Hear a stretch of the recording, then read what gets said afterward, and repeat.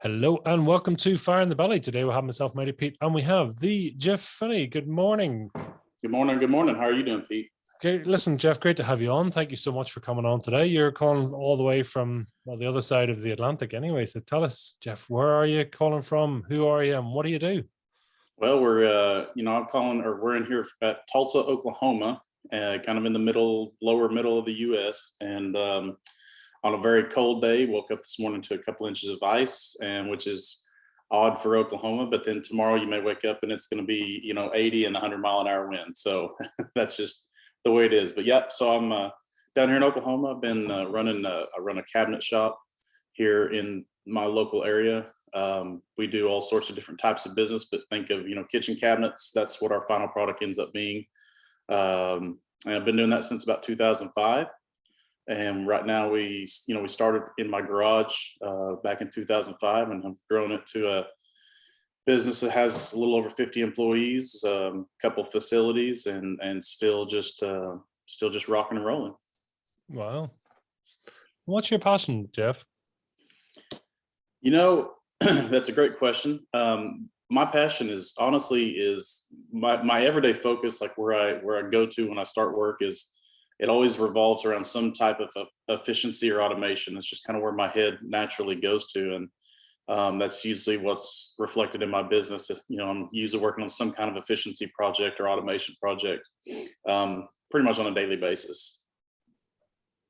Well, and when you say efficiency, do you mean sort of business or mechanical efficiencies or business efficiencies? So we're talking. Yeah. So I do, I like to do both process efficiency as far as, because we build stuff. We start with raw goods and we finish with a product. So there's a lot of inherent waste in that process. So we try to make it as efficient as possible. But then my recent focus has been more on operational efficiency in the office, things like, from invoicing to payroll and just all the little clicking, button clicking on a computer, and just little efficiencies all the way down to that.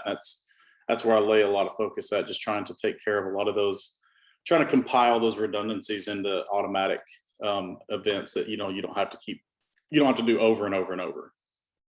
Well, what's the thrill there, Jeff? Is it saving money? Is it saving time? Is it reducing waste? I think it's the waste component. I never did start down this avenue from a money perspective. I've always found that, or for me anyway, if I try to start something just purely from a money perspective, it just doesn't seem to stick. And that may just be how I'm wired. But the efficiency, for me, it turns into money eventually if it's done right. But for me, it's 100% waste because, when I started learning about waste and how to take care of it, one of the earliest things I heard from somebody say, you can't unsee waste, and that's the truth, because when you see it in your business, it's just like something that eats at you constant, and you just have to kind of get it taken care of. If you don't get it taken care of, it's just going to constantly be on your mind. So you can't unsee the waste. And what is it with businesses? Are they just naturally inefficient? Is it just naturally it's a wasteful process unless you choose otherwise? Or yeah, it seems to be, and I don't, and in manufacturing seems to amplify that, but I don't think it has to be just a manufacturing business that has inherent waste, but a manufacturing business seems to have it on display because we have so many processes, at one time. And for some reason, it seems like our brains are set up more naturally just to do kind of a batch and queue is what we call it. So if you have a process that requires 3 steps, well, you do all of process 1, all of process 2, and all of process 3 to get your final product. And, if you've got 100 pieces at each process, then you're going to do all 100, and then you do all 100 to the next one. And really what we find is reducing batch sizes, reducing quantities, increases your overall efficiency and increases your speed. And we've proved it over and over and over. And, it's called lean manufacturing, but those same principles apply to everything down to your just everyday life, as far as how you make your coffee in the morning or how you organize your kitchen, just little things like that. You can apply lean thinking and principles down to just everything you do in life. So I don't know why our brains seem to be wired to want to do things in bulk, but that's the way it is. And it's just got a lot of waste built into it. So it's kind of hard starting this when you're in business, it's kind of hard starting this program of lean thinking, because your brain just naturally wants to kind of hoard and make big piles of things, What is it, do you think? I mean, is it the, is it, as you say, is it batching efficiencies, or is it, just repetitive things? It's like, if we know how to do that, then if we do it lots of times, then that's better, right? Or Well, yeah, kind of. So batching is something that we do.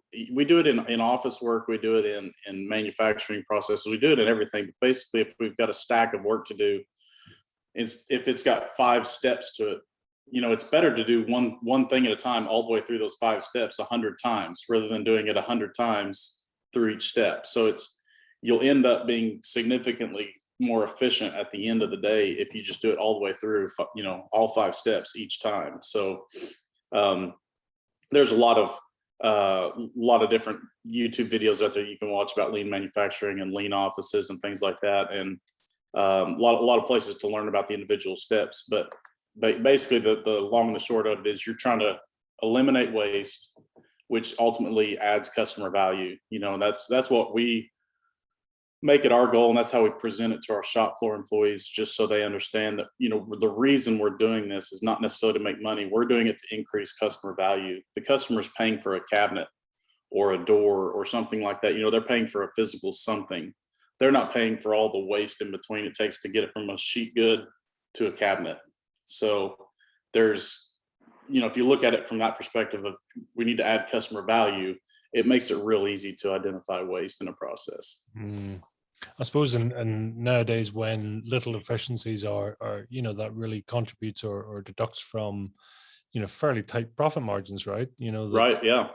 That little bit. Especially in manufacturing, you're competing with so many other people that are doing similar to what you're doing. So if you can do it with less people and less time, we're all buying our materials for about the same price, so that's not really a factor that you can get better on. Maybe a point or two one way or the other, but every shop is going to be buying them about the same as we are. So you've got to be better operationally and service wise than the guy down the street to ultimately win. So that's I started this process probably 5 or 6 years ago in my business. Started really to realize that we had to get more efficient to be more competitive, and it started this whole process of me kind of firing myself, getting myself out of the way of the employees and let them do what they do, and ultimately we was able to gain efficiency just like in huge strides, rather than just me pushing every one of these individual efforts.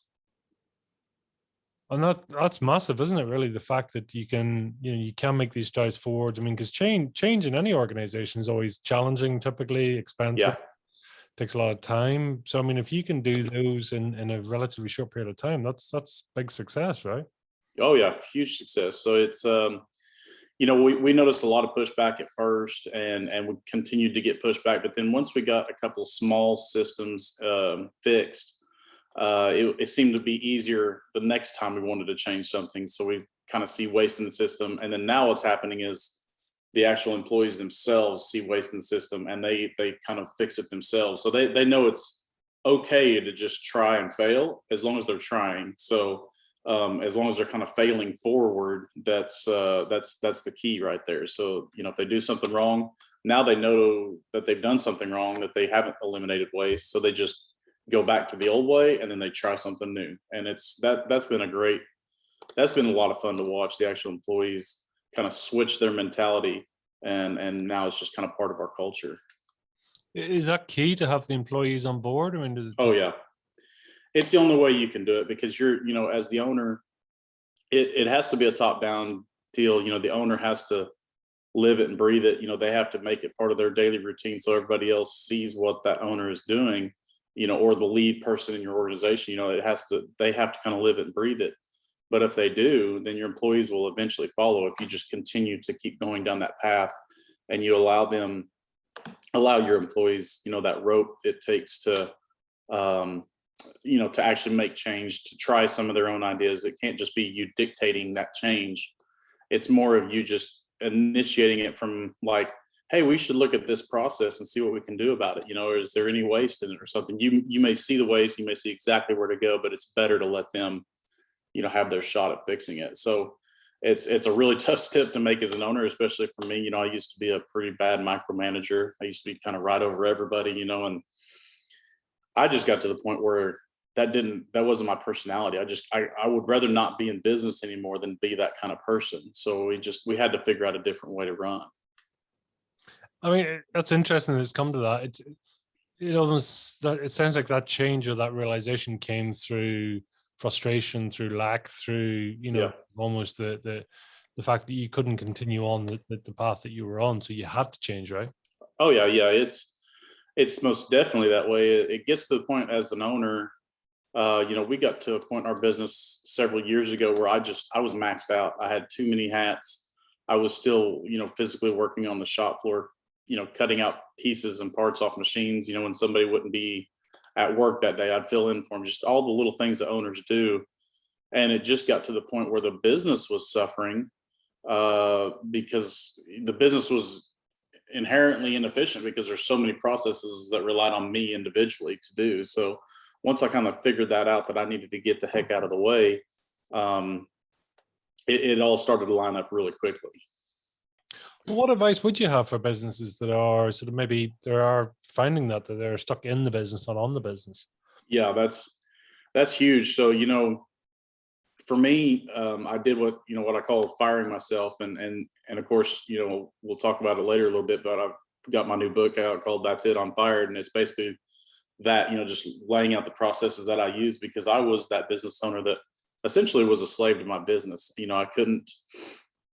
I couldn't hardly take a day or two away from the business without just worrying about it. For one, I maybe get through it, but I couldn't worry, I just couldn't quit worrying about it. And so it took me several trial and error times to get through it. But, there's kind of a process there to firing yourself. And for me, it started with having a vision for my company. And as silly as it sounds, and we all hear about a business vision, it was pretty instrumental for me because it gave me that kind of lighthouse out in the distance to know which direction my company needed to go in.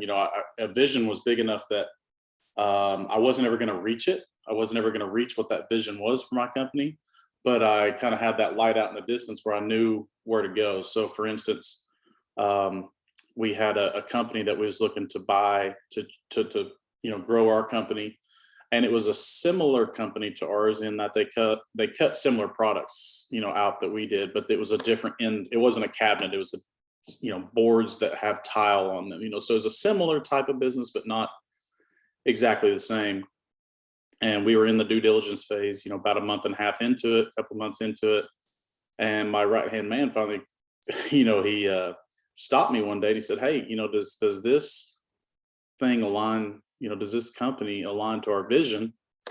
And he's like, "I'm cool if it is, let's do it, let's buy it." But he said, "If it's not, then should we take it?" And sure enough, I looked at it that afternoon and I just failed to ask that question to myself, like I always do, does this align with our vision? And the answer was no. And that afternoon, the deal was dead, and 2 years later, it turns out to be a great deal because we found a better company that was a perfect fit for us that we absorbed. We doubled in size pretty much overnight, and we was able to apply our systems to that business. And we probably wouldn't have been in that spot if we would have taken that other business, because our attention would have been diverted in the wrong direction. So a vision is such a great start because it's kind of your yes, no to every question that comes along. Should we take this contract? Yes or no. Does it get us closer to our vision? Yes, we're going to take it, So it makes it real easy. And then for me, it's kind of a 4-step process. So once you get your vision, you figure it out, you get it set, you start delegating as an owner, you start delegating those things that as an owner that you don't need to be doing. And there's probably a laundry list of them. Me, it was real easy being in manufacturing. I was able to just identify that I don't need to be on the shop floor anymore. I'm holding the business back by being on the shop floor. So that was the first thing I learned to delegate. And it took me several tries to figure it out, but there's a process there to delegate by, creating standard processes and procedures for your company. for the things that you do, you need to have standard processes. That way your voice as an owner is dictated to not just the employees now, but the employees in the future. So your product is getting built like you want it. And we do very simple procedures. They're 8 steps. The people, the individuals, they have to fill in the gaps and do it their way. We just want to make sure the beginning and the end is like we want it. But we give them the flexibility and the latitude to kind of figure out the middle. So we don't write these elaborate systems. We just have basically pictures that we snap with our phone. We print them out. We handwrite a caption underneath it, stick it to a piece of paper, and that's our standard procedure. So very, very simple. And then after we get those 2 steps in, the next kind of step to firing yourself is working on your efficiency and automation, automating systems that are redundant. And then kind of the final big step for me, which is what I'm going through now, is looking at the value of your business, meaning from an owner's perspective, the value of my business is only what the business does when I'm not in it. So when I'm looking at the value of my business, I take myself out of the picture and I see what systems or processes fail because I'm not there. And that's where I need to put my focus at. So for instance, right now, I have always done my own accounting. And even as big as we've gotten here over the last couple of years, I still do my own accounting, and it's something I have got to get off my plate. I've got to get systems for that in place because it's going to make my business worth more without me doing it. Not saying I'm selling my business. I'm just saying my business needs to be in a position that it can run without me. That way it has true value beyond just the value of the assets. So long-winded answer there, sorry, but that's kind of the short and sweet of the process. That's the whole point, isn't it, really? That you break down the process so you can look at it stage by stage. You can't right. compartmentalize it. Otherwise it's just going, yeah, well, we just do these 50 things. It's like, well, no, you need to explain one by one what it is. That's right. Who's doing it, who needs to be doing it, who should be doing it, and really sort of building it up. That's a bit of a game changer, that, right? Oh yeah. Processes are probably, if there's one thing that every owner should do, whether they want to pull themselves, away from the business a little bit or not, it doesn't matter. Even for the micromanager type business owner, they want to have standard processes. And again, the more simple, the better. And they don't have to take time. It takes maybe 10 minutes to make a standard procedure in our shop the way we make it. It's very simple. It's very quick.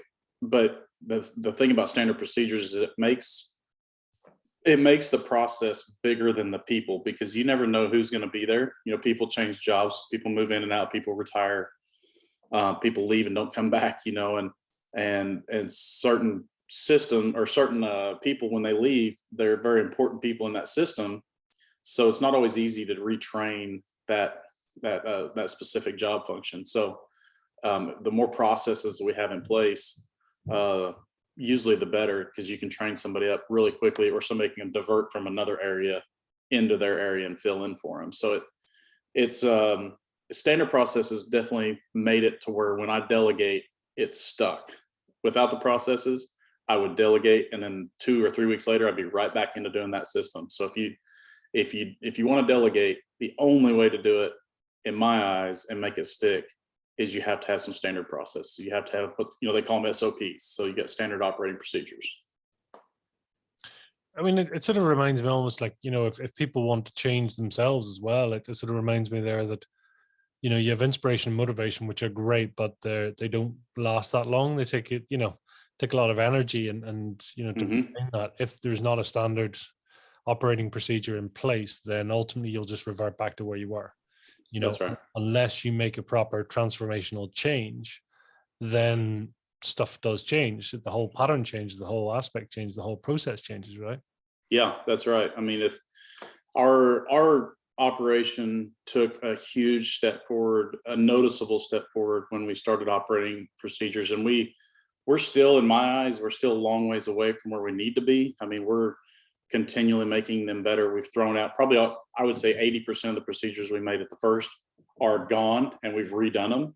And part of the reason for that is just because they are so easy and quick to make. But that is by far made the biggest change in our business. I shouldn't say overnight, but in a very short amount of time, in the matter of months, we had totally transformed how our business ran. And it actually, for me as an owner, it was pretty, it was inspiring in itself, because it just made me want to do better. It made me want to do more. It put me back in this mode of wanting to grow, because I kind of got stalled out in my business where I didn't want to grow anymore, because I couldn't handle any more on my plate. But now it kind of puts me in a position where, like I said, we absorbed a company and we doubled up, and I would like to do it again. You know, it's because now we've kind of got this formula that works, and it's almost, I'm not going to say it's easy, but it's significantly easier than doing it from scratch. So it's kind of like once you've figured it out, you really just want to keep doing it over and over, you know. Well, what is the key here? I mean, should you be constantly reviewing, you know, where you're at, what's going on? Should you, I mean, say that again, I'm sorry. So, I mean, I'm just wondering, what's the key here? Is it a case that always, you know, question everything that you do, question the process, or do you diarize and say, let's just take some time to look at what we're doing, you know, or is it a case of, you know, look for the slow points or the expensive points in the business and work from there? I mean, how do you start? I mean, Yeah. For me, it was a little more simple than that. It was not a lot of, you know, really looking at the process, looking deep. It was really more, for me, it was a little more selfish. It was just kind of looking at what I was doing in the business that I didn't need to be. So, for example, at the time that I started delegating, I was I was literally running a table saw and cutting parts out, cutting pieces. And I knew that that was the last thing in that company that I needed to do. So I tried to delegate it. And basically by delegating, I just gave it to, I said, here, you're the new cut man. You're going to have to start taking it. And he started taking it. About 2 weeks later, I was right back at it. So that's when it became apparent to me that, okay, if I'm going to hand this off to somebody, I've got to have some standard processes. So I just very quickly jotted a couple down on a piece of notebook paper that I probably still got somewhere. And it was 8 or 10 steps. And I was able to hand it off at that point. It actually, he had something just to kind of refer to in my notes on how to do the primary features that are kind of roadblocks in that process. So once I did that, it just made it easy to where I was like, okay, hey, I can do this very quickly. And I remember going in on a couple of weekends after that stuck. And I did the same thing to 4 or 5 of the other major processes in the shop. And then after that, it kind of hit a lull, you know, because I had freed some time up for myself to actually get back on the business. And then I realized the importance of that step for us. So I kind of reinvigorated that effort to make more procedures after, I don't know, I'm going to say a few months. I don't remember, 2 or 3 months, maybe.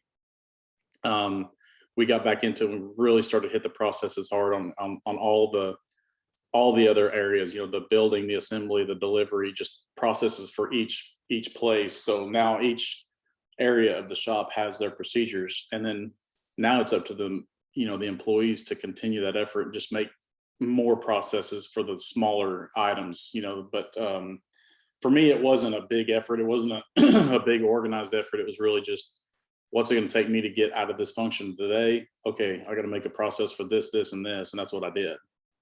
And it doesn't take a lot to make a big difference. I mean, after you write 10 or 15 procedures, you've taken out a pretty good chunk of your work as an owner to free up some time for you to do what you need to do. And we all know as owners what we need to do. We either need to be selling or marketing or invoicing, or, you know, there's other functions that we need to be doing. And to me, now that I'm looking back, you know, hindsight's 2020, but me looking back,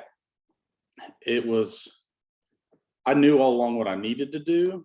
I just was, for some reason, fearful to do it. And I don't know what drives that, but I was fearful to do it just because I was scared to let that function go that I really needed to. But now that I look back, I realize that for us to be responsible stewards of our business, we've got to let that go. We've got to learn how to delegate, because we've got a responsibility as owners to make sure that we got work in the door for our employees to do, you know, make sure that we've got profitable work that we can give raises and benefits eventually and things like that. I feel like it's my job as a business owner to make sure that those things happen.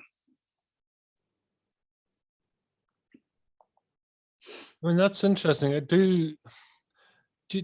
in your example, I mean, do workers generally like change? Because I mean, humans generally, well, it's a mixture, right? Sometimes humans do like change, and then they say they do, but then actually we're also creatures of habit too. So, That's right. at what point? No, I mean, nobody loves the change. I mean, at first, especially, they don't love the change. But what they did appreciate, especially when it came down to SOPs, what they did appreciate is having some guidance. You know, if you probably ask the majority of employees, especially my employees back then, what was their major issue with our business, they probably would have all said communication. Well, that's a broad term. You know, it's such a broad term. And really what it boils down to is they did not always know clearly what they was supposed to be doing as an employee. They wanted to be a good worker. They wanted to be a good employee to the business.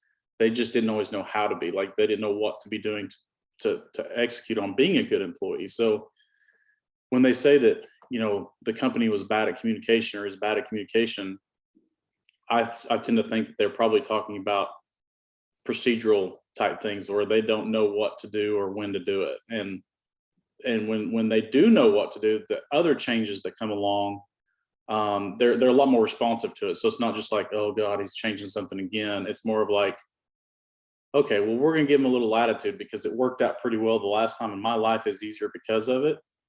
You know, they kind of understand that you're not doing it to them, you're not doing change to them, you're doing it for them, and that's a pretty big difference. You know, when I was young in business, I would just do change because it needed to happen. I didn't care what who didn't like it. But now it's more of a, okay, we're going to get everybody on this team together. We're going to get a group, and we're all going to decide together. Here's what we're going to try, and we're going to decide as a group that that change is going to be okay. You know, and in fact, we did it 2 days ago at my shop.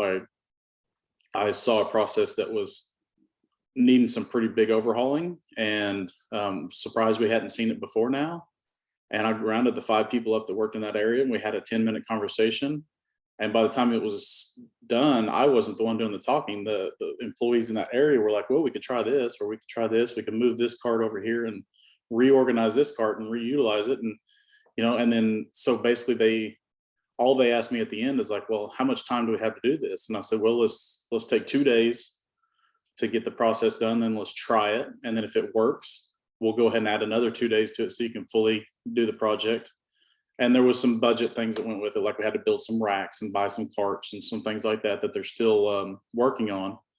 But basically, over the course of the next week, they're going to be able to increase their capacity in that area by about 30% just by, you know, getting together and trying these couple iterations of change. So that process went from being super inefficient to you know, probably by the time it's all said and done here in the next few months, whenever we really get it honed in, it'll be double the capacity that it is now when it's all said and done with the same amount of people.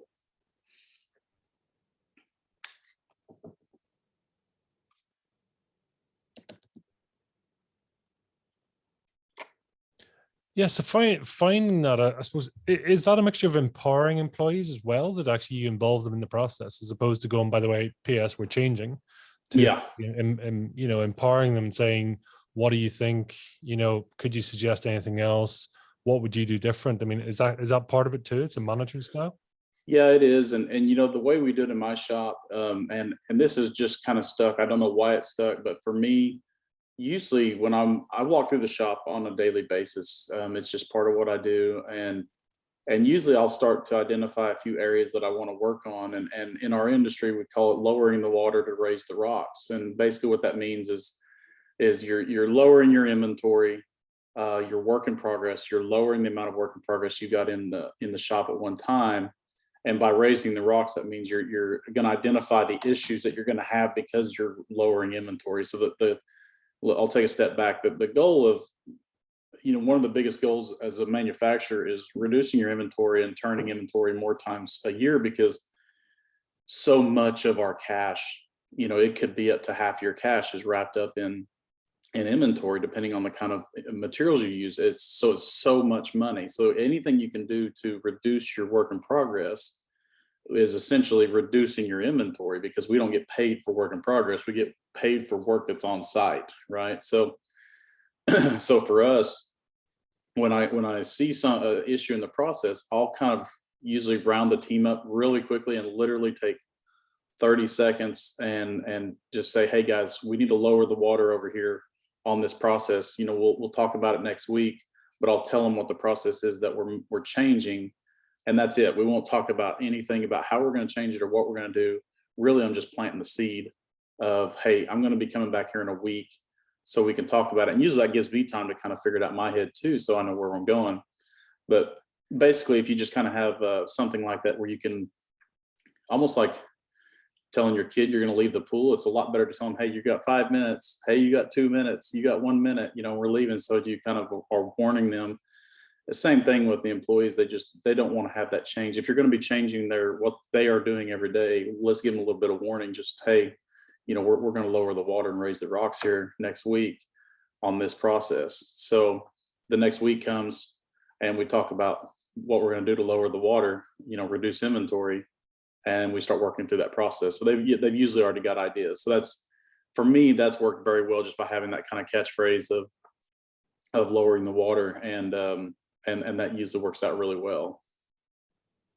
Just out of interest for you, I mean, what's your biggest overhead? Is it staff? Is it stock? You know, it's mainly stock and work in progress. So, you know, we build 15 to 20 kitchens a week, and by kitchens we mean like a full house of cabinets, you know, kitchen, bathrooms, the whole deal. So we go through, you know, hundreds of sheets of plywood every week, you know, hundreds of board feet, thousands of board feet of hardwood, which is basically square feet of hardwood a week. So we go through a lot of product, and that that product being on our balance sheet all the time is cash, you know. So and the worst part about inventory is, you know, when it's in a sheet good or it's in a whole form, it's got a little bit of value. But as soon as you cut it up into small pieces that are going to individual cabinets, essentially it doesn't have a lot of value because you couldn't resell that piece or that cut part. So work in progress is tricky because you have to have it to have a billable product. But on the other end of that, you don't want any more of it in the process, because essentially in that gray area time there in between the beginning and the end, it does not have a lot of value. Yeah. So we want to try to reduce that work in progress. So if you know, I'll give you an example. When I purchased this other company and we doubled in size, like I was talking earlier, we was carrying, you know, somewhere between $400,000 and $500,000 in inventory and raw goods. And we had about the same amount in WIP, which would be everything through the process plus what was ready to ship. So we've got about $1 million tied up there between raw goods and finished product.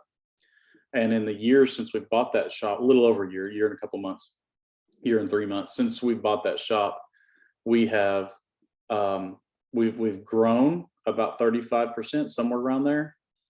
We have not added any employees, maybe 2 or 3 total employees, not very many. But we have reduced our WIP and inventory by half. So we've cut that in half. And right now we're on a pretty major reduction again by changing our lead times. And we're looking at cutting another third off of that. So, you know, we'll be a total reduction of whatever that is, 65% here in the next couple months. So within a year and a half, you know, cutting it down from $1 million to 300,000 to 400,000, you know, area somewhere around there. It's substantial, because that's dollar bills on the bottom line. That's real money. That's not just money that shows up somewhere on a balance sheet. You know, that's cash. That's dollar bills off of your balance sheet and into your bank account.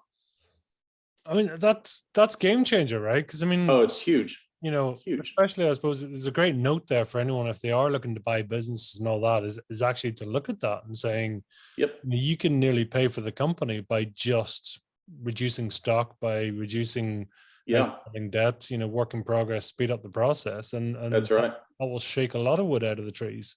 Yeah, and that's exactly why we bought the business. So we were looking to grow.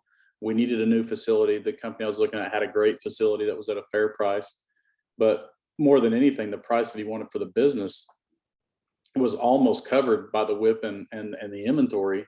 And he was when the owner was just ready to retire, so he was ready to kind of get out from underneath it. So obviously the inventory we bought at a little bit of a reduced rate from whole, but the work in progress was significantly undervalued because he didn't know how much he had. And once the day, from day one we moved in, there was probably between 30 and 40 sets of cabinets worth of product in all the different stages throughout the shop. It was just hard to tell where it was all at because it was on a cart here and a cart there, and it was stacked in the corner here. But once we put it all together and delivered it, it was a significant amount of product. So I mean, yeah, we was able to put a dent on paying for that business from day one. So it was pretty significant. So I mean, that's a great thing to look at if you're ever shopping for a business, to be able to properly value it. You can look at it and say, man, they've got a lot of WIP here and they got a lot of inventory. We could reduce that by half, and that money comes directly back to us from day, as soon as we get reduced in half. It's literally cash dollars off your balance sheet into your bank account that you can use to grow your business or pay off the business that you bought, whatever it is. It's such a good point, actually, because there's a guy, Keith J. Cunningham, and he talks about, keys to the vault, and that's exactly it. So when you're valuing companies, you could have a theoretically a 10 million pound turnover company, and you could have a 1 million pound turnover company, and actually the 1 million pound is worth more because they have higher profit margins, but also they have potentially they're carrying a lot of stock, they're carrying a lot of debt, they're carrying as in customer debt, and also they're really inefficient. Whereas the 10 million one could be there's no assets, there's no nothing, leverage to the max, and there's not making any money, and probably don't have any inventory or raw goods to speak of because they can't buy it. And that's it, So it's that's kind of where we was at when we bought this company. He was doing about a little over 2 million, 2.5 million, somewhere around there, 2.6 million. That's US obviously, but about 2.6 million. And like I said, we've grown another 30 some percent from where he was at, just in the first year, which we was not expecting that. And a lot of that was COVID related. We took a little hit from COVID initially, but soon after, I don't know in your area how the housing market is, but ours is just kind of running rampant right now. And finally, it's starting to level. Yes, it's starting to level off just a touch right now. So fortunately, we're starting to see maybe a little bit of leveling off, which to be real honest, I love being busy, but being chaotic is no fun. So it's like the last year has been a bit chaotic, as busy as it's been. It's absolutely been crazy. A bit of a Grant Cardone question here, but how could you 10x your company?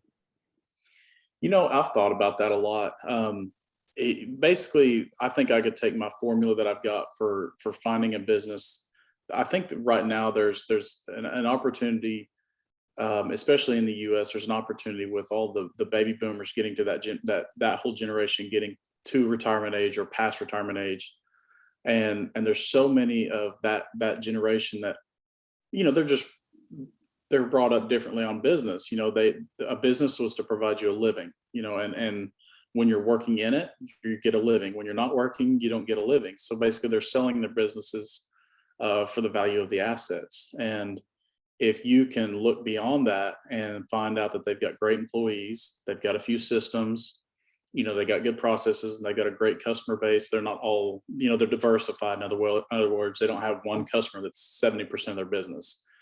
So if you can check a few boxes like that, and you can put your formula of reducing inventory, reducing WIP, and and making it more efficient with your current processes, then you can all of a sudden 10x, overnight. So we could go from 6 to 60 in the matter of a few years, and really what that takes is, as an owner, getting out there and just finding these companies. And that's, I'll tell you how I found the company that I bought was through an insurance agent.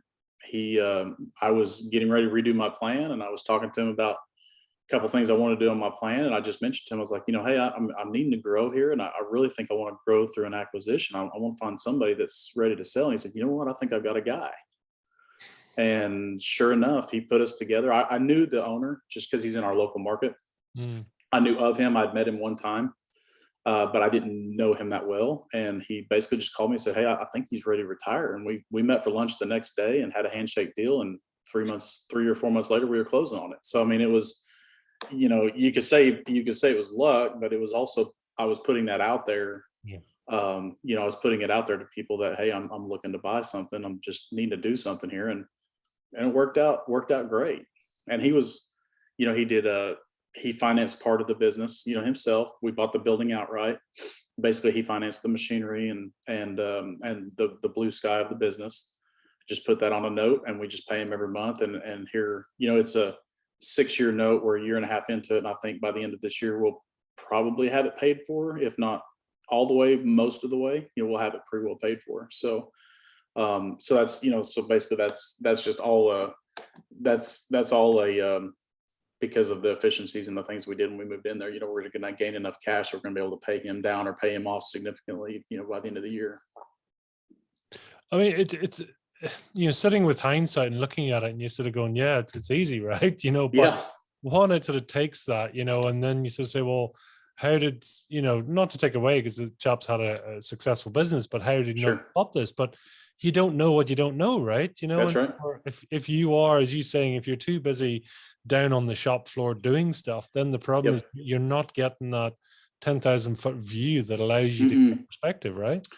No, there's no way in the world. There was no way in the world that I would have been shopping for another business 5 years ago, when I had no idea how I was going to just take a 3 or 4 day vacation at the time. So if you don't have some of those steps implemented to have yourself kind of in a position where you fired yourself, there's no sense in looking at growing beyond what you can do, because you're just going to, ultimately, it's probably going to end up making it where you're going to reduce back down to that size of just what you can handle, or you're going to end up closing your doors, because as a business owner, you're just not going to have time to take care of all those functions. So there's absolutely zero reason that I could see a person would ever want to try to purchase another business or acquire another business, unless if they filled all those gaps that you were doing yourself. Unless they checked all those boxes from the day one, I would not do it. But the business I bought did not check those boxes. The owners were still very much involved every day on specific parts of the business. They were still very integrated into it, and they did most of the sales and all this stuff. So there was a lot of things that we had to set up very quickly because they were still doing so much of that business themselves. There was 2 owners of that business, so they were both very, very involved in it day to day. I mean, is this likely to happen again? Because I mean, I'm just thinking for, oh yeah, from admin, there's a lot of efficiencies there when you can say, well, we don't need 2 sets, we can have 1 set, or we can we can share premises, we can cut down on this, we can maximize that, shorten that, whatever, right? So it's sort of, market value is one thing, but potential value and sort of opportunity value is a very different thing, right? Yeah, it almost has become, with me, it's almost become like a have to rather than a want to. And like, it's now that I've seen it, I know how to do it, and I've got it kind of figured out. And I don't have it all figured out, but I've got the big bullet points figured out to where I'm comfortable with it. I guess that's probably the biggest part of it. Now I'm comfortable with that process. Sure. I'm looking at there's a couple of markets that are close to us that are about 80 miles away, but they're not our market, but they're close enough that we could check on it and we can keep a good eye on it. So I'm looking in those 2 markets right now to find my next opportunity. And basically I've talked to vendors that I use in those areas, things like that. Just like, hey, do you know any businesses that are kind of got a guy ready for retirement or close to that age, or just doesn't want to be an owner anymore? He just kind of wants to run the dude, from day to day, but he doesn't want to own it. And I've already got my feelers out there. And as long as I don't get in a hurry, as long as I don't make it to where I have to do one of those deals, then something will come along, So I just started that about 2 or 3 months ago. I kind of started putting those feelers out there to people I know in those areas. Even I'll talk to some of my installers, which are basically trim carpenters. They go into a house and they put the trim carpentry, final carpentry up, hang our cabinets, that kind of stuff. I'll talk to those trim carpenters, say, hey, if you know of any other cabinet shops that you work for that are kind of ready to retire or ready to go out of business, man, give them my name and let me talk to them, and that's not that we're looking to necessarily double up again, but if we could find another shop like the one we just bought, something like that, I think we could add it on, and within 4 or 5 months, have them up to operational efficiency like we are now. So it's just, like you said, it's once you find the formula, it's just executing it over and over and over again. And you get those, the bigger you get, the more operational efficiencies you're going to gain from that. Like you said, especially on the admin side. Yeah. It makes a huge amount of sense. I mean, it just, when you think about it, God, I'm getting quite excited now. I'm willing you on to go and buy more businesses, but there you go. It's so true, right? You get Mhm. scale, you get different markets, there is a potential there that you actually sort of, opens your customer base, potentially reduces competition as well in some ways. That's right. you know Yeah, that's right. But ironically, all this seems to have come from almost that looking for the efficiencies. Yes. The efficiencies in your own business has allowed you to really sort of nail down and to push on the efficiencies, the profitability, etc. Well, Yeah. you pushed on the efficiencies, and ultimately then that produced, profitability. Because I'm assuming you've not Yes. gone direct for profitability. No, it was not. We struggled with profitability for years. We'd have some good months, we'd have some bad months. Then at the end of the year, it was just like, it's okay. And then once I really started to hone in on the efficiencies, as part of my daily job, that's that's definitely made all this other stuff possible. And that's why I'm still so into the efficiency. That's why I still do it so much, every day. That's just where my head goes naturally. I can't stop it, but instead of kind of fighting it like I used to, now I'm just, full steam in that direction. So it's, for me, it just makes a lot of sense. So for me, operational efficiency, office efficiency, the whole deal is the driving force behind a lot of what we do. What's your superpower? Excuse me? What's your superpower? Superpower? What do you mean? What's your one? If you were to get a cape or a uniform with one thing on the front, what would it be?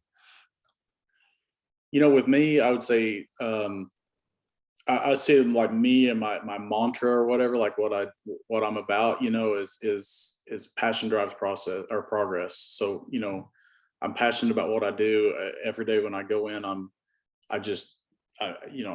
into what I do. I like it. I enjoy it. And it's not that I necessarily love building a cabinet anymore, but I love the process of getting to that point of building a cabinet. So with me, and I say it to my employees all the time, passion drives progress. And we do that all the time. And our leaders, our team leaders, actually, they kind of take that on themselves. They know that if they're passionate about what they do, the people around them it's infectious. Everybody else will kind of get onto that same, everybody will get onto that same thinking or that same way of doing things. So yeah, I would say passion is a lot of it. Talk to us then about your book. What was it about? What was the intention? And yeah, so well, it started as just a fun deal. So I've got a blog that I have had on and off for the last few years, and I do some guest writing for one of our publications called Woodworking Network. So every now and then they'll have me write an article for them, and it was one of those things I started I enjoy it. I mean, it was fun, and then I started to notice my blog got a little bit of traction.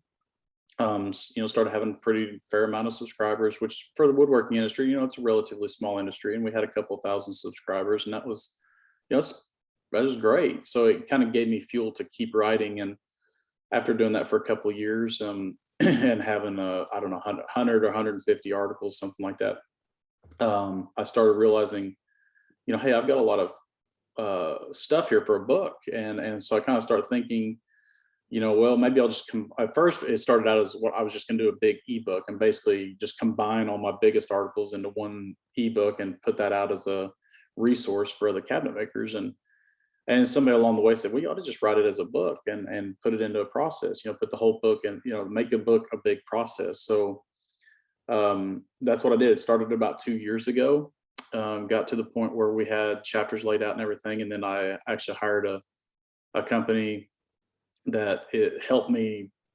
I had no idea how to do the publication or anything like that. So they got me from the point of where I had it kind of roughly put together to where they actually got it put together like a book is supposed to be done, from the cover and the art and all the, the printing and all the stuff that you have to do that you don't know about. Hired them to take care of all that. And again, it was another one of those deals that I did not start for money. I don't intend to make money on the book.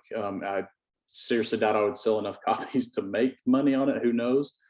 Really, I just did it to, there's something about being an educator, kind of, I guess is the word for it. Just being being somebody that I like being that guy that's, people will send me an email and just say, well, in fact, I had a guy email me a couple of weeks ago after the book came out. He said, hey, good kind of a colleague of mine, and he emails me about his vision for his company. He's like, what do you think about this? And and I just kind of gave him a couple of bullet points about what else he could think about, some other ideas. And I love that, because it's like he's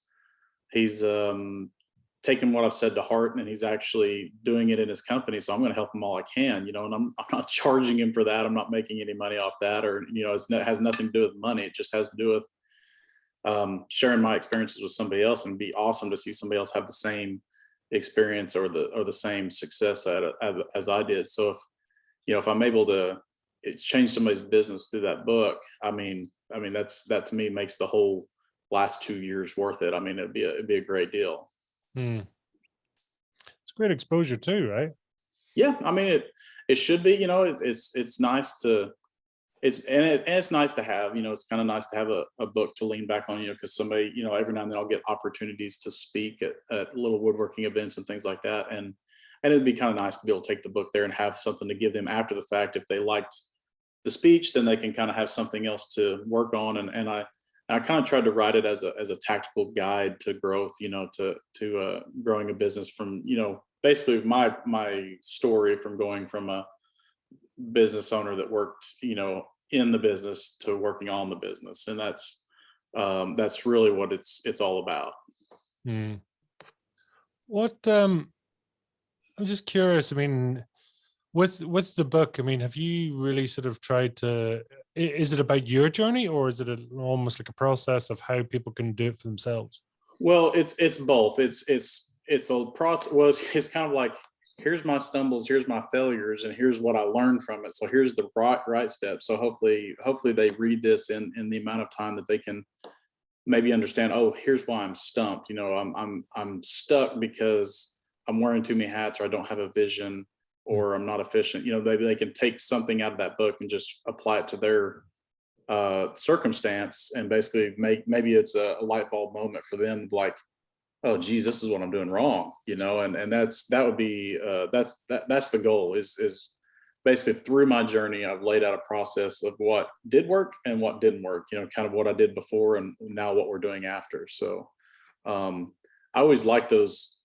I don't know why, and I think a lot of people are the same way, but I like, when I watch videos on YouTube, I always like those videos where they're, started here and I kind of fell a few times, and then I figured it out. And now I'm here, so it's, I like those kind of story type guides, I guess. That makes sense. I mean, that, that's the thing, because we generally respond best to stories, right? People, oh yeah, how it is. So is there going to be more books, Jeff? If this one does end up being, it was a lot of work. I'll be real honest. It was a lot of work. It was way more work than I ever would have imagined. There was several times I just tabled it for months on end before I would blow the dust back off of it and keep writing. But I think now that I've got it figured out, I could probably bang one out in a few months. It can be a lot quicker. So if it's well received, I've got a couple of ideas that I would like to do. Basically I would like to do something. My next one would probably be something to do with this, buying businesses and scaling through absorbing, that kind of deal. And the process is laid out there, because there's not a lot of great information out there about that. You always hear about these businesses, like you mentioned, Grant Cardone. I have no idea how you get to $1 billion or two, or wherever he's at. I have no idea. And he's a huge character, but I would like to, meaning, he's out there, he's loud, he's, and I like a lot of stuff that he does, but it doesn't apply, just because he's already so far there. He's already so far out there. It's hard for me to identify with where he's at. It's neat and it's cool to watch, but it's hard for me to identify, like, okay, well, how do I get from where I'm at to anywhere close to where something like that is? Well, I think it's all the same process, but it's just hard to relate to for me. So I think if I ever wrote another book, it would be something for just the small business that has become a medium-sized business and they want to figure out how to become a big business. That would be kind of something I think would be a very well received, book. Yeah, no, I mean, it makes sense, because I mean, you've touched on so many topics there, from everything from, purchasing businesses through to efficiencies, through to scaling, through to, really sort of sweating out or looking at the, the profitability side of it. So, I mean, there's a lot of sectors there, which, yeah, fair play to you. And you've gone through the mill to actually get to that stage. Yeah. Which is fantastic. A lot of work, a lot of work, a lot of hours, but I mean, I wouldn't do it if I didn't enjoy it. So, and the great thing is that probably the biggest thing that I get out of it is, like, when I look back, is where I used to be as an owner and where I'm at now as an owner is two totally different places. And it's actually made me a better person. It's made me a better family man. I've got more time.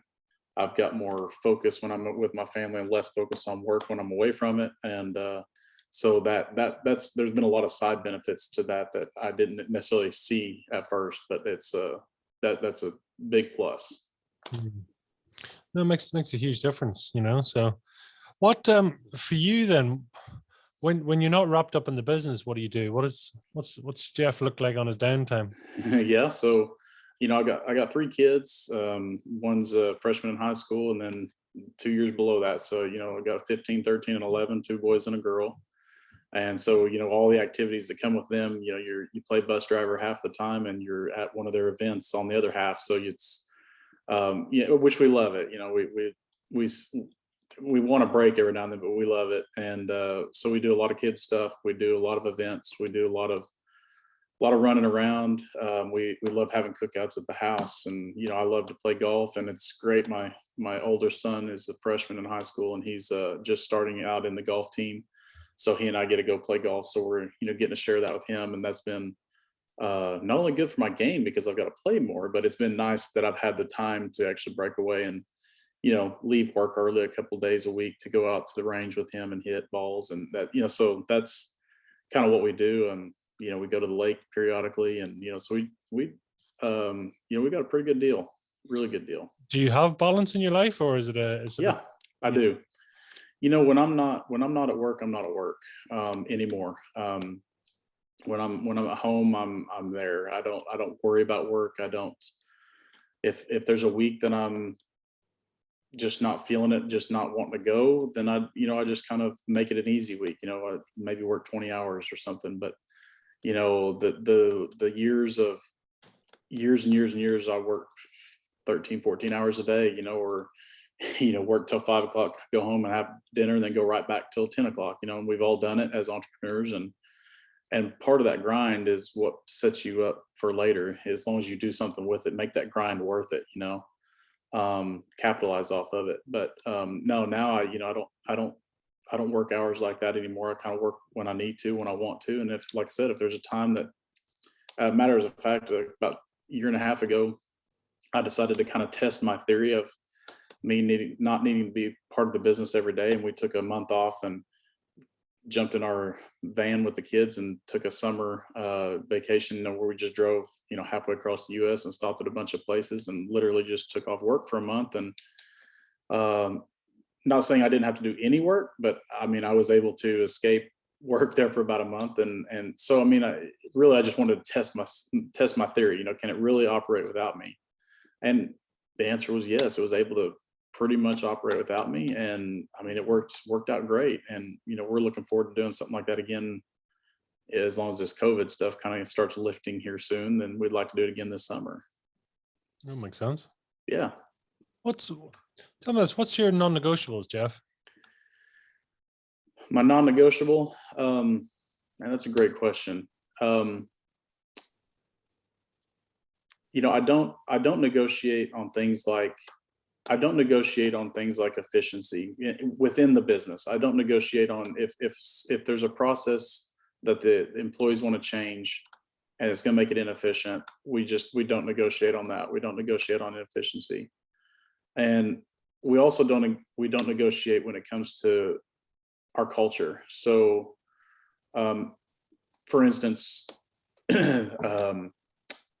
a good friend of mine in the industry told me one time that they're a very great business. In fact, they've sold a few years ago, and he told me that once you get a business that's running good and your employees love it and you have this culture, it kind of becomes this self-policing culture. In other words, I'm trying to remember how he worded it, but basically it was something to the effect of,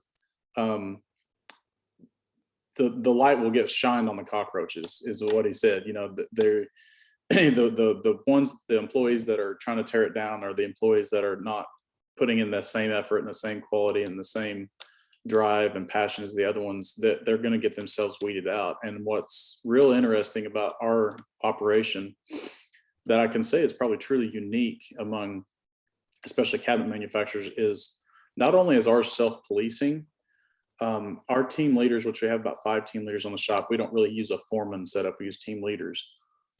The team leaders have pretty much full autonomy. If they need to hire somebody, they go out, they try to go in their circle and they try to find somebody to hire. And if they need the office's help with that, we'll help them by making a listing or something like that. But in general, they hire their own people, and they kind of know what the rate is for what job they're doing, and they get the final approval from the office, obviously. But they find the candidate, they put them through the working interview, the 2 or 3 day working interview, to make sure that they're going to be a good fit for the team, and then they hire them. But then, more importantly, if there's one that's not working out because they're showing up late every day, or they're not cleaning their stations at the end of the day like everybody else is, or whatever it is, you know, they're just not pulling their weight, then they kind of get them pushed out the door, you know. And so as far as non-negotiables, I'd have to say it's definitely our culture, and within that culture, our efficiencies. Isn't that fascinating? You know, that people do ultimately self-police if you give them pride, if you give them respect, give them trust in the workplace. Then actually they do. They step forward and step up. You know, and like, you know, some businesses can be sort of, you know, say, oh well, I can't afford to pay them any more money. It's like, quite often it's not about money. It's about trust and respect and that's right, recognition. You know, and that alone can be a real game changer. Yeah, and I've never understood why the office would often dictate what employee belonged in a certain area, because a certain area needs another employee. That area that they're working in needs to dictate what that employee is, because I don't know who's going to get along with you. And if you're the one that's building all my cabinet boxes and you get an employee in there that's just going to be a headbutting, you know, tough guy or a tough person, and it's going to be a constant battle, but on paper he or she's a great employee, I mean, it's not worth having them around. It's just not going to work. So that, you know, we do a working interview process that lasts 3 or 4 days. And at the end of every day, the team members within that team fill out a 3-question little deal at the end of the day. And basically it's like, you know, did this employee perform? Yes or no? Did this employee get along with the other team members? Yes or no? Would you like to have this potential employee come back tomorrow? Yes or no? And if the answer is no to any of those questions during that first 3 or 4 days among most of the team members, then we don't ask them to come back. We just pay them for their time and then they head on. But they know this going into it, that this is a working interview for, you know, up to 4 days. And it works out fantastic. I mean, it just works out fantastic, because regardless, they get paid in 4 days, whether they get hired or not. So they get a little paycheck, you know, to get them going, because there's a lot of people that need that paycheck to get them going at first. So that's great. But then it also puts them with those team members, because what we found is what they'll tell us in the office interviewing them is a lot of times different than what they really are as a real person. So when they get out there on the shop floor working alongside with those people, after 2 or 3 days, they'll start to loosen up and become who they really are. And sometimes who they really are is even better than what they were when they were in the office interviewing. And that's great. And that's what we're ultimately shooting for. I've never heard of the term working interview before, but it makes so much sense, right? You know, you know, it's not for nothing, but it's there, and it's a great sort of almost get to know you process, and that's right. Kind of try before you buy type thing, you know? Yeah, that's exactly right. I mean, yeah, and we'll still interview them in the office just to make sure that they fit some of the core. You know, if we need to be able to lift 50 pounds, we need to make sure that, you know, just some of the little core things, that kind of stuff. But once they pass that little core competency till, or there's not a a background check issue or anything like that, then we'll allow them to go on with the working interview process. But they know how much they're going to make on the working interview. They know how many days it potentially is going to be, and we don't do any more than 4. I don't know why we picked that exact day, but basically we figure if they start on a Monday, they'll go through Thursday, and if we're not going to have them back, they can go look for another job the following day. So, but they know going into it, it's a working interview, and that it's a hard yes or no at the end of it. At the end of those 4 days. Yeah. It works out, and it works out great. We've been doing that for 3 or 4 years now, and it works out really, really good. I would say it has reduced our overall turnover. To almost, I shouldn't say nothing, but we've got a lot of employees that have been there for a lot of years now. And that's that autonomy, there's so much you talk about there that I think that really sort of is going to help to get buy-in there from people. Oh yeah, for sure. Yeah, it's been a great deal. Talk to us then also about your podcast. Is that something you love to do? It's the Push Through podcast, and it's there.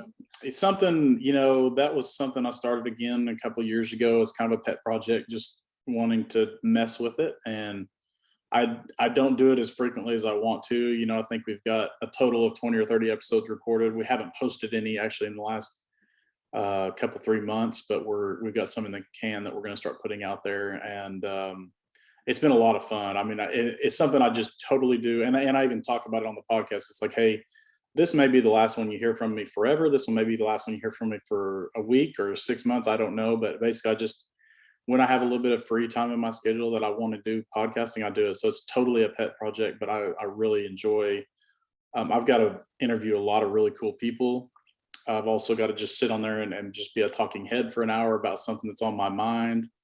And, I've actually got a series that I'm going to be working on. I kind of started recording some of the bits and pieces of it the other day, that I want to start recording one that's just me talking about my process of buying that business and what I went through, and, the hard parts, the easy parts, and what I would do differently doing it next time, and just kind of talk through that process. And a lot of times it helps me just talking through stuff like that, where usually I'll get some kind of feedback when I put an episode out. Hey, I love that episode, or hey man, that's really cool, or did you ever think about this, or have you talked to this guy? So I'll usually get some kind of feedback from somebody in the industry, and that's really cool. So I'll continue to do the podcast, but again, it may be at the rate of 1 a year, or I may get on a run and do 20. Who knows? It's interesting, isn't it? Because I know that's how I did my own book. I more or less, through structured interviews, so the thought of me sitting down and typing out the book was never going to happen. It's just not my style, where right.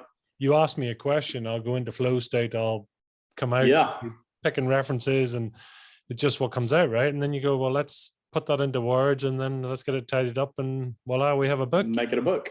That's right. Look, I've helping a number of people. They said, "We'll put a book out in 3 months, no bother."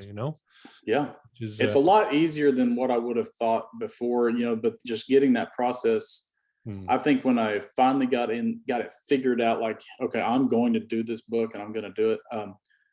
I started really just using my voice recorder on my phone, and when I was on the road to and from work, I would just sit there and record, chapters or sub chapters or whatever, just something that was on my mind. I would just record it. I would send it to a guy that was online that who just do the, I send him the recording and he'd dictate it on the words. And then I would just kind of cut and chop out of it what I wanted. He would clean it up a little bit to make it correct grammar wise. But then and then I'd just get it back. I'd kind of proofread it, edit it, and we do it again. And then eventually we had a book. So with today's technology, gosh, you can do it. You don't have to sit in front of the computer and peck out every single word of that book. It's a lot easier than that. Absolutely. And I know, because I've dyslexia and ADHD, and I say to people, it's like, listen, I've managed to put out a book, and you can too. Believe me, it's not that difficult. It's going to take a bit of focus and concentration, but that's right. It's highly possible, but yet it's probably in the sort of the top 5% of those that talk about it and those that actually do, so well done you for getting it out there, and thank you. Happen, it's it's all about making taking the next step really, and doing the things that may seem difficult or impossible for other people. It's it was a lot of fun, and I think for me the fun in it was being able to hopefully hopefully teach somebody, just hopefully makes it easier. And hopefully there's nothing more that I want is that feedback of somebody sending me that email or a text or whatever, get through me LinkedIn or whatever, and message me and just say, man, I really like this part of this book, or what would you do in this scenario for my business type deal. And man, I love that. And I'm love it when I get those emails and those messages like that. No, it makes sense. So tell me, what's a bit of a guilty pleasure for you then? Is it getting away? Yeah, guilty pleasure for me is playing golf during the week, during the work week and little things like that. I mean, just getting away when I want to. Sometimes it's still hard for me because if I was to label myself, I'm kind of used to be a workaholic, so getting out of that groove of work first all the time has been a little bit of a challenge. It's a little bit hard to get away from sometimes, just in my mind. But when I do it, when I get away and I'm, and I go do something, yeah, sometimes I'll feel a little guilty at first, but it's less so now than it was maybe a couple of years ago. Mainly because I know that I've earned that. I know that I've, I don't have a problem justifying to myself, a vacation or something, because I've earned it. I mean, I've put in the time, I've put in the effort, and put in the risk. I've everything I've done, I've done to that effort. So, or to that, for that end. So, yeah, that is still probably a little bit feels like a guilty pleasure when I just get away in the middle of the week for nothing, or take a couple of days off because I want to type deal. But I'm getting better at it. If you were then to try and summarize your sort of keys to success or your bullet points, I mean, how would you do that in 5 points, say, listen? Well, I mean, for me, that's pretty easy. I would say for my success, what ultimately started it, there was probably 5 things. One was I decided one day that I wanted to get an executive business coach, and I hired a business coach somewhere in that 5 to 6 years ago range, somewhere around there. We talk every Tuesday, and we still talk every Tuesday, and we have for years. And it's expensive, and it's just part of my it's part of my budget now. Like I wouldn't do it without it. And in fact, I'm considering adding a second one, just for a different perspective. So I would say that for anybody that's stuck, that's just wanting to start the process, find you a good business coach, executive business coach that maybe knows a little bit about your industry. If you're retail, find somebody that does that kind of work, or somebody, if you're software, find somebody that does that kind of coaching. My guy, he's construction, so he's close enough that it works for us, industry wise. So we talk, like I said, we talk every Tuesday, and that's been instrumental in holding me accountable as an owner to the changes that I know need to be made. And that's huge. But he's also the one that set me on the path to getting a vision. Like he made that important for me and made me understand the importance of a vision, of a strong vision. So we figured that out. I learned how to delegate after that. And then, then became when I got really serious about the efficiency and the automation of my business. And like I said earlier in the interview, the last thing is understanding the value of our business. So right now, my main focus is making my business more valuable. And by that, basically, I mean, how can I make the business more valuable with me not in it, with me not a part of it? So that's my main focus right now. Just what does this, my personal vision is what I'm doing right now make my business more valuable? And if the answer is yes, then I keep doing it. If it's not, then I've got to figure out a way to offload it.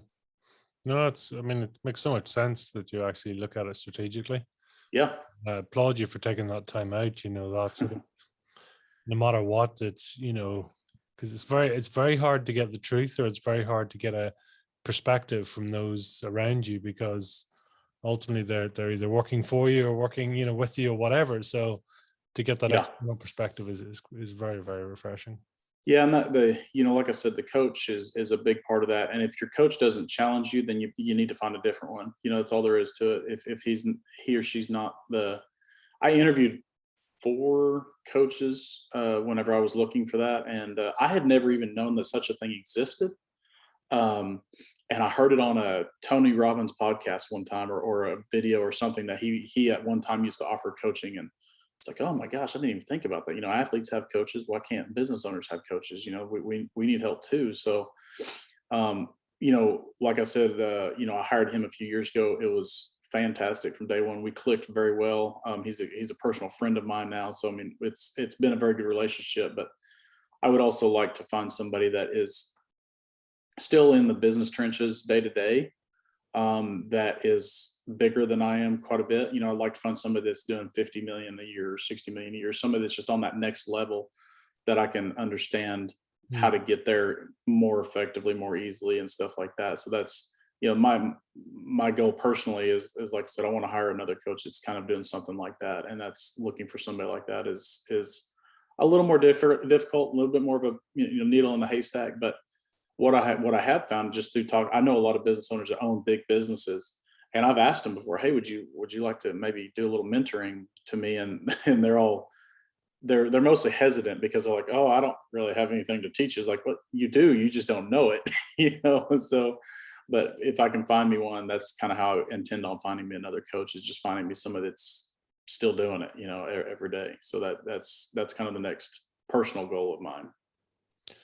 Maybe that goes both ways too. Maybe you know more than you realize, and Maybe mentoring others too, right? maybe so. I don't know. I mean, I would definitely be up for it, because I love that. I love to just help wherever I can. So I mean, I would be totally up for that. It'd be a lot of fun to kind of help a business owner that may be struggling or something like that, just to get them over the hump, and get them onto the road to, you know, a little bit of personal freedom. Like what they, you know, kind of the goal is to have the business that you imagined in your head, that kind of conned you into going out to business on your own, you know, like this illusion of freedom and success, and, you know, money, and whatever else it is that you went into business for, you know, trying to help somebody reach that goal, you know, get in the business of their dreams. That'd be pretty awesome. Yeah. No, listen, I think there's an opportunity there. Why not? That's right. You know, so tell me, if you were to try and summarize your fire in the belly, Jeff, in 1 or 2 words, what would they be? I would say that, I mean, for me, it all goes back to that passion. Passion drives progress. I mean, it all goes back to that for me. It's as long as I'm passionate, I want to keep going. As long as I love what I'm doing, I want to keep going. And then if there becomes a extended period of time where that passion's not there anymore, or my passion has been diverted somewhere else, then it's time for me to figure out if my business really does have value, and maybe get out from underneath it and sell it, you know. And I don't think there's anything wrong with that. I don't think that means you're quitting. I think that just means that if you're not passionate in what you're doing anymore, then you probably owe it to your business to get away from it. It's also the title of your next book, I would imagine. That's right. Passion drives progress. Passion drives progress. There you go. Yeah. So I'm going to write that down. Well, why not, right? You know, yeah, that's right. That's the heart of what you do. That's your passion. That's your fire in your belly. So that's right. Which, Jeff, by the way, I love the name of your podcast. It's just it's such a great name, and it just instantly makes you think about an entrepreneurial kind of spirit. So I definitely love the name of it. No, super. Thank you. Yeah, no, it's listen, that's what it's all about, right? Because we're all different, but at the same time, we're all exactly the same. Yeah. And that's what I always wonder, is like, why do some people get up and take over the world, and other people get up and turn on the TV and don't? Yeah, so that's right. What's the difference, right? You know, everybody's wired different, and some people don't want to do what I do. Some people look at what I do and say it's just nuts, or it's they wouldn't want to have that kind of load, and I completely understand. You know, and there's nothing wrong with either side. I think it's just about how we're wired as humans, and I'm glad to have found something that I like, that I do enjoy, and I'm happy that I'm passionate about it, that I'm, that I still like to go to work in the morning. I like to do what I do. So I mean, I think we're all wired differently, but just being able to find out how we're wired, I think that's a big deal. No, it is a big deal, and but that's it. I mean, thank God we are all different, because otherwise it'd be really weird. Yeah, that's right. That's right. It'd be boring. Tell us, Jeff, where can people reach out, learn more about you, get a copy of your book? Yeah, so you can get it on Amazon. Again, it's called That's It, I'm Fired. Or you can also find it on my website, The Push Through. That's thepushtru.com. All my information's on there. Email and all that good stuff is on there. You can find me on LinkedIn. I'm pretty active on there. I'm not really active on Facebook or Twitter or anything. I just don't really have time for those. So I'm pretty much on LinkedIn only. But you can find me on my website. You can find on thepushtru.com. And again, that's thru.com.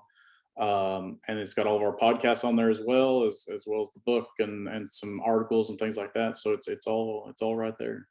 Wonderful. Yeah. Have you a final message for our listeners today?